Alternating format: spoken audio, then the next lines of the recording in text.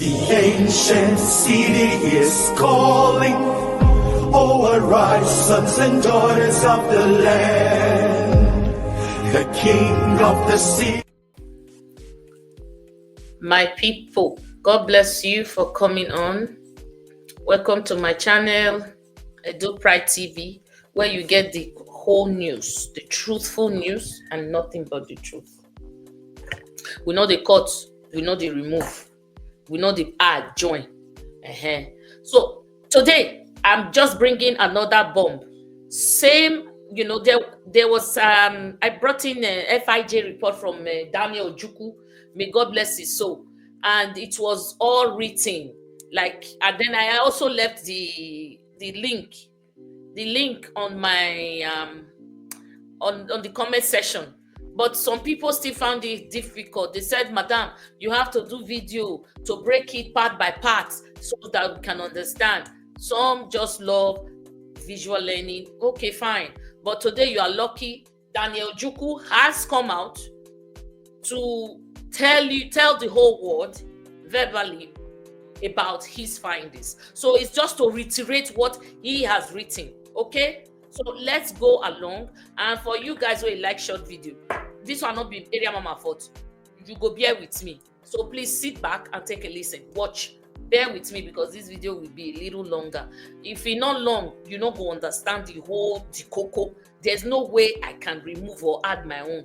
Make you listen now from the horse's mouth. Okay? Not tell me say it long, go say you not go watch. Now you say make I break am part by part, and the owner don't come up with all the things he want to defend waiting he writes. Oh yeah, may we listen, take a listen, okay? Well, the September 21st, 2024 Edo State governorship election actually has come and gone, but then again, it's come under investigation following allegations of electoral rigging, violence and manipulation in influencing the outcome.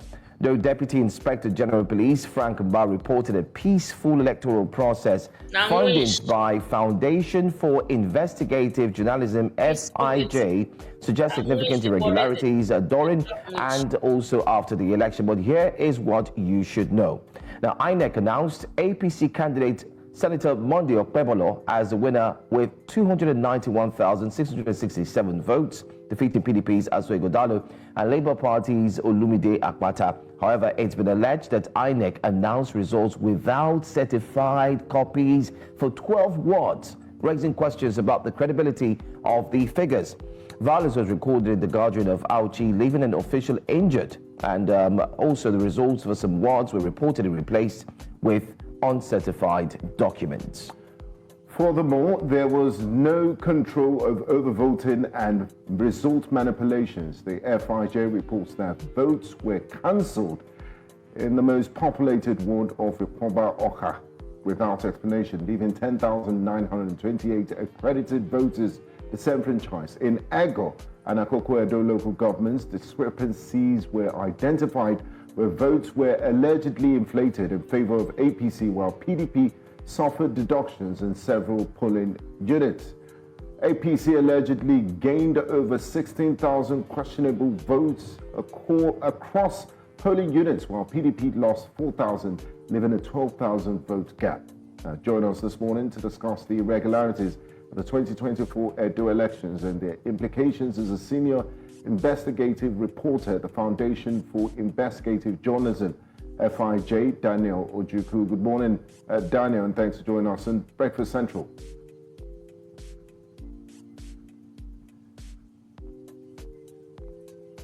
Daniel, could you kindly unmute your device? We can't hear you. Thank you. Okay, great to have you, Daniel. Let's start off with this. Quite a lengthy investigation conducted by the FIJ. Could you just point us to what inspired the FIJ to carry out this investigation, and if you can share some of the highlights of your findings? Okay, so the other election had been dubbed controversial for a while. Several entities have come out to say that they have reviewed it. Several CSOs have done the same. They have said that their findings show that there were irregularities. And we realized that when several people come up to make these claims, the feedback, the reaction is usually, oh, they're speaking along party lines. They're from the opposition, so they're biased. We then decided to embark on this investigation. We didn't just review the materials. We went to Edo State, spent a number of weeks speaking to people, going from door to door, reaching out to parties, reaching out to stakeholders, reaching out to independent parties, and trying to gauge what really happened. We approached INEC, we approached the police, we approached everybody relevant to the election to try to make sense of what a lot of people have described as the most controversial election in Nigeria's recent history. And in the course of that exercise, we got to learn some very questionable things. They were not just allegations, because a lot of people have described them as allegations, but the numbers are there, the figures are clear for everyone to see. With Etako West, for example, when we went there, we got to learn of the shooting, which completely contradicted what the police had claimed. Because the police had 2 days. The election happened on 21st. The police came out on the 23rd to then say that it was peaceful, there was no incident of violence. Meanwhile, in Etako West, there was an attack. There was a shooting that left one person with an entry and exit wound. And the results for that election, we met a person who said, I have these results. And it corroborated with what the Athena report said. Because according to Athena, they reached out to INEC, and INEC was unable to provide them copies of this ward results in Etako West, meaning that they did not have it.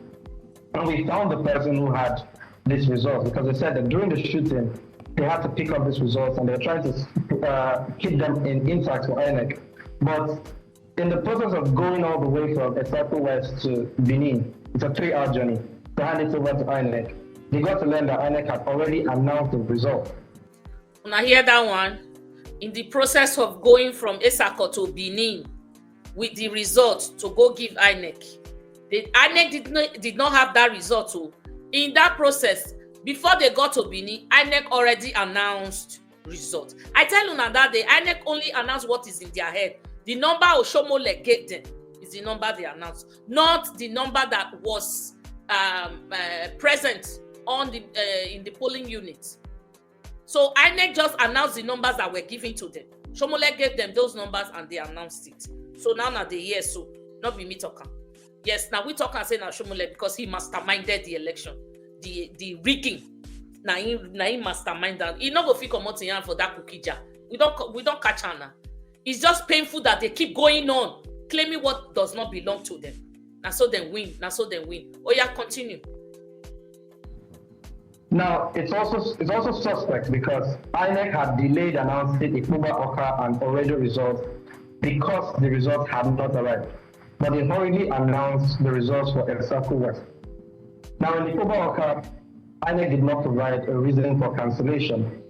Normally, after an election, INEC produces Form EC40G.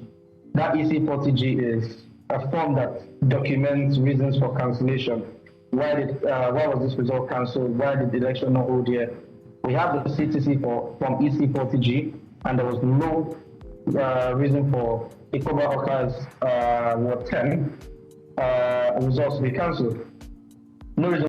Wherever they saw that PDP was doing well, they'll trash it, cancelled, without explanation. Okay? The only explanation for cancellation would be overvoting and violence and all of that. But INEC didn't take that into consideration because now they cause the wahala. They will only cancel when they see that PDP maybe a stronghold, PDP stronghold, so they'll cancel it. All this, in fact, this will go down in history as the worst election ever. And I pray all those ones found one thing, we go in for it so that it will never happen again. I pray. Whatsoever. And that particular ward had the highest number of registered voters. So it begged the question, why did INEC cancel it? Only for them later to say that it was violence. That the police told them that there were threats of violence, so they had to stop the process in that area. But the same police had earlier claimed that there was 0 incidents of violence. So that's like speaking from... Una hear so same police way talk say violence, they Mona cancel Kubaoka and all of that. The next day, he now reported Mba, the deputy CP, all of them, plus Umoru, Peter. Now which, and they worry all of them. That one too. Then cancel. Then they can't say there was violence. That's why they cancelled. But the next day, in the final report, they said it was free and fair. Free and fair. Okay. But they not do that. Side of the mouth, because it's either there's violence or there's no violence. Now, if you then go to word by word polling units, we were able to find no fewer than 300 polling units where the vote inflation favored the APC. Now, this inflation happened in several ways. There were some polling units where the PDP's results were reduced and every other thing was left the way it was. There were polling units where the APC's results were inflated and the PDP's results were reduced. Now, I'm mentioning the APC and PDP because they were the two leading parties. Like you may know, Labour Party did not petition the court. They're not interested in fighting this. They already said they've accepted their fate and all that. But the Labour Party came a distant third. And the incidences of voter manipulation did not affect them so much in the sense that it was able to upturn what the APC had.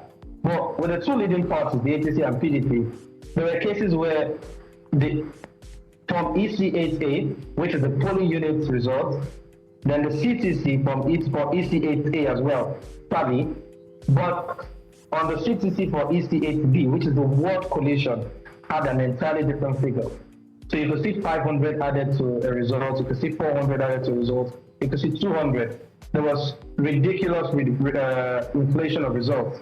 And almost every party participated in this, but they benefited to certain degrees.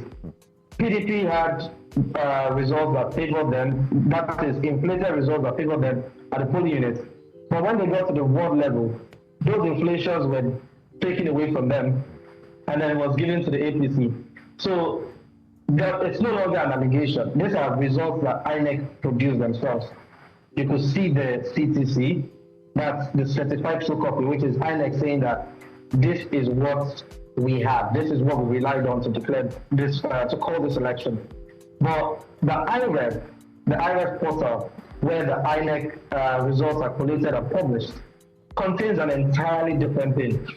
So is INEC saying that the IREF, the polling unit results which we relied upon are wrong, or they're saying that the ward results which we published are wrong? Now it's double jeopardy, because if you claim that the polling unit results are wrong, then you relied on nothing to declare the ward collation. If you say the ward collation is wrong and the polling unit results are correct, which means you did not collate the results at the end of the day. So either way, it's double jeopardy for INEC. All right. I mean, you've given a lengthy explanation on what these findings have indeed resulted in. I think we'd also like to implore our viewers to go ahead to FIJ, check the website, and you would see these findings. They're quite intriguing, I must say. You know, breaking it down. I mean, a great job done in terms of breaking it down, putting things together, and showing receipts. Yeah, receipts, proof, and what happened. I also want to put a two-point question to you. I mean, your explanation has indeed covered every single thing. There seemed to be an INEC official who was shot in that report of yours. And I'm made to understand while I was going through the report and also read his statement, when they were going to collate, if I'm right, to collate, put the entire results together, they weren't allowed into that building because it was heavily guarded by security operatives. However, eventually they got in, but in the process, the gunshots rained in that particular building. And who else could have done that? In his response, he said it was definitely the policemen. So I want you to help us with a recap on what really happened concerning that aspect so that we can highlight the differences between what the police had said and what someone who was there and was shot in the arm actually said as well. Okay. For clarity's sake, the NGO G2 who was shot was actually the local government deputy chairman. Okay. Right? So different parties were putting together, they were accompanying the results to the ward. Some of them acted as ward agents, some of them acted as party agents. Now, in accompanying the results, just to make sure, they got there, and according to him, they were prevented from going into the venue. They couldn't drive in because that's the election rule. You have to go on foot, you have to, the movement was controlled. So we visited that location, and there's a DSS office just beside it. He said that there were policemen, there were soldiers, the whole place was heavily guarded as of that night when they got there. They got there late in the night, around 11, 12, and they were there till about 3 a.m. Now, he said that while they were there, the INEC officials were collating the results and they were observing. All the observers were there, all the parties were there represented, and everybody was just waiting as collation was ongoing. Two results had not arrived yet. 2 words had not arrived yet. It was just about 10 that they had at the time. And while the whole thing was going on, he said he noticed some people started exiting the hall, which was odd to him. Now, they were exiting the hall, the next thing, gunshots everywhere. And in that chaos, it was impossible for him to gather himself, make sense of what was going on. He just started falling out of the building. People were running helter-skelter. And then later on, he was rushed to the hospital, and he realized that after reporting to the police, there was no arrest made. There was no documentation of people who were caught. There was no return fire. It was all fired in the same direction. They were shooting in one direction. And it's very odd because with that amount of security, the number of people who were deployed in that state and in that local government, you would have expected at least one arrest or a police statement, something. Even if you're unable to catch the culprits or you're unable to gun them down, you're supposed to at least put out a statement and say, look, we are aware of this incident. But the police did not have that incident report. So if you have an LGA that is heavily guarded with police presence and military presence, and nobody was able to come out to say, we witnessed an armed attack on us, and we are hell-bent on catching these people, it brought Ojietu to the conclusion that the police were involved. Now, the police were the one that shot that guy. Please go and read from that link I gave you, FIJ. The guy's picture is there, his shoulder and everything that was shot. No other person, because it was heavily guarded. So who would have gone to shoot that guy? Who?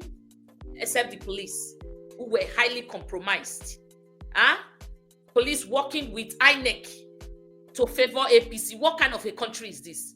If we don't stand up to say no to this now, the incoming or let me just say the ones you have to come in future will be worse than this. That time they use your pikin, they use your papa till they do election. I'm telling you, they sell them. Not be the one where they give 30,000, so 10,000. If we don't stand against this travesty, it will be worse than this. If we don't tell them, no, we cannot accept this. If you bring in a useless candidate, then you don't force that candidate on human beings. You don't force a candidate without ideas, a candidate that is not sellable, that is not marketable to people, to come and rule people, a blind man to lead a country of intellect, a state of intellectual people. It's good like that. Ademona and others, bear with me. Presented this question to the police. Are you aware of this incident? And the police never responded. Till this moment, they haven't responded. We called Franklin Barr. He said, look, I've done my assignment. I'm no longer DIG at the election. Reach out to the right people. And we reached out to Muyiwa Adejobi, the first public relations officer, and he said he would get back to us, but as of first time, he never did. Now, Daniel, looking at the FIJ report, quite a lot of things to unpack, but what's one of the biggest indictments is INEC, because your findings said that INEC failed to fully deploy BVAS, the Bimodal Voter Accreditation System, during the elections in many parts, and also you indicted INEC in a few other places. What does this say about INEC's commitment to transparency and full independence? INEC, do they know the Okay, meaning of so this transparency? report has proven that the Edo election was heavily flawed. All those good. Now, the only party who is responsible for credible election in Nigeria is INEC. So if the election fails, it means INEC has failed. INEC. Now, in the case of the beavers, we saw incidences where beavers would accredit populated ward of My dear, Oka my dear, my without dear, explanation, lovely. leaving So una don't see wetin I dey 10,928 talk accredited since, voters. right? Una don't see wetin I dey talk. Imeni, who do you blame for all these mishaps? Is INEC.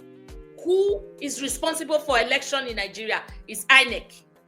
So even if all those things were done, police carried out mayhem and all of that, it boils down to INEC. INEC will take the sole responsibility for all this problem because they have that responsibility on them. It is up to them to present to us a credible election, to do credible election. It's upon them. They have a responsibility. They are accountable to us. So you need that is the oath they swore to be INEC officials and INEC chairman to deliver credible elections, free, fair, and credible. You understand? Free, fair, credible, verifiable, and periodic elections to the people. So if they cannot do it, or if there is anything, irregularities or whatever, it's INEC. Because they allowed it to stand. That's why it's first string. That's why it's like this. So now INEC now do all the wayo. Even if say APC push them, made them do one. INEC called result is upon them now. When you are calling a useless result, you should know this result does not exist. So why should I call it? Of what backing does he have? It's INEC. So we can shout from here to tomorrow. INEC has to take 99% of the blame. Because the responsibility is upon their shoulders to deliver credible election. You can't come and tell me now, say, I for doing well. Now because this is the worst type of election I've ever seen. Una way they call Tinubu Democrat. I don't understand. Una they fear. Tinubu is not a Democrat. T-Pain is not a Democrat. Una no let me do shout Jory. T-Pain is not a Democrat. He's an anti. Is the biggest anti-democratic person I've ever come across. Under his watch, all these things are going down. We will continue to say, una way here's a pain. Madam, you don't do now. Election is over. This election, it cannot be over until the case wraps it up and give the mandate to the owner. I know say they pain una for body. We will continue to touch owner with this truth. You know how truth wins? We continue to stand on that truth, on that very truth, on that mandate. We did not give it to Monday. If Edo people had agreed to give their mandate to a man without ideas, and Olodo Dundee Nigeria Limited, well, what can you do? Yes, they voted for him, landslide. Like this Trump with the craze for America. Now they vote for him, he not cheat. So please, with all respect, I go call him president. Why? They vote for him. He not go buy vote. INEC not do anything. I don't even know whether they get INEC safe. Because they know they cheat. The election was free and fair, credible. And it was transparent. Everybody could see it. So if everybody come together and say they want to vote for an Olodo, there is no problem. You call Olodo your governor. But if they reject the Olodo and say no, you are bankrupt intellectually, we cannot vote for you because we want to move our state forward. So what sin did they commit? Must you? We had a sitting governor. We had a sitting governor when they did this, when Tinubu brought his men and used federal might to derail this election. See, whether you like it or not, when you come across my channel, you know say an election I be talking about. I go talk until I pull your eardrum out. Why? We won this election. Okay? So my guys that have asked for me to break it down, the guy will get the thing. Thank you, Daniel Juku, the founder of the Foundation of Investigative Journalism. Now you do all this one for us. God go bless you. God go bless your family. History will be kind to you. Posterity will remember you. God will bless you. I beg, follow this channel. Give me like, and I want to hear from you in the comment section. Okay? I want to hear from you in the comment section. Make sure you like and comment. Share this clip, because you guys have been asking for a breakdown and I have brought it here now. Please like and share, like and share, like and share, and let me know your opinion in the comment section. Also pray for Aswe and Oge. They'll be back in court tomorrow, and there is going to be biz bass. Okay, thank you for listening. Thank you for staying with me all through. Thank you very much. I'll come your way soon. I'll see you in my next video. Thank you. Bye-bye. Beautiful and glorious and you're the heartbeat of Nigeria.